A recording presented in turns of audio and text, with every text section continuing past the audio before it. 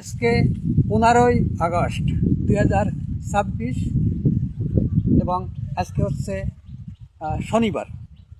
এবং আজকে আমি মিডিয়ার সামনে এসে একটি কথা বলতে বাধ্য হচ্ছি, কারণ মানুষ 2026-এ এবং 12ই ফেব্রুয়ারি যে নির্বাচনটি হলো বাংলাদেশে, এই নির্বাচন বিপুল ভোটে বিএনপি বিজয়ী হলো।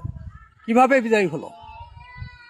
এবং আমি যতটুকু জানি, আমি বিশেষ করে কোনো দলের সাথে সেইভাবে যুক্ত না, একদম আমি কোনো দলের পদ পদবীও নাই, এবং আমি নিরপেক্ষভাবে স্বাধীনতার পক্ষে কথা বলি এবং স্বাধীনতার বিপক্ষে আমি কথা বলি না, স্বাধীনতার পক্ষে কথা বলি।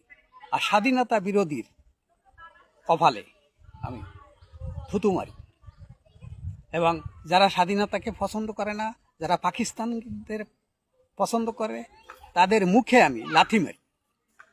বিশেষ করে আরেকটি কথা বলতেছি যে 12ই ফেব্রুয়ারির নির্বাচনে বিশেষ করে আমলিকির অনেক লোক, আমার জানা সত্ত্বে, আমি একজন জার্নালিস্ট সেই হিসেবে বলতেছি, অনেক লোকে বিএনপিতে ভোট দিছে জামাতরে ঠেকানোর জন্য।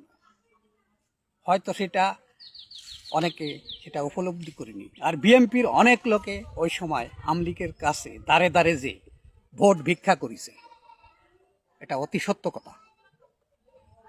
এবং কেন ভোট ভিক্ষা করেছে? তারা প্রতিশ্রুতি দিয়েছে যে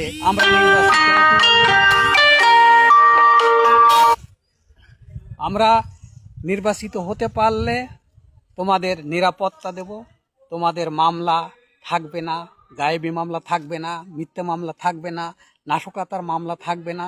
এটা আমি নিজে আমার নিজ কানে শুনেছি।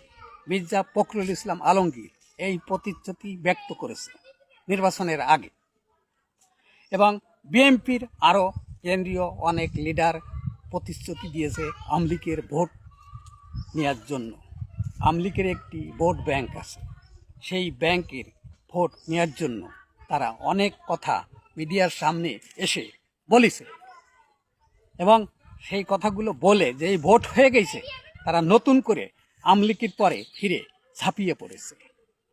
মিথ্যা মামলা, মিথ্যে হামলা এবং চাঁদাবাজি এবং দখলবাজি, লুটতারাজ, খুন খারাপি, মিথ্যা মামলা, এগুলো দিয়ে আমলিককে তারা আগের চাইতে বেশি হয়রানি করতে সক্ষম হচ্ছে এবং লিপ্ত হয়েছে তারা ভোটে জেতার পরে।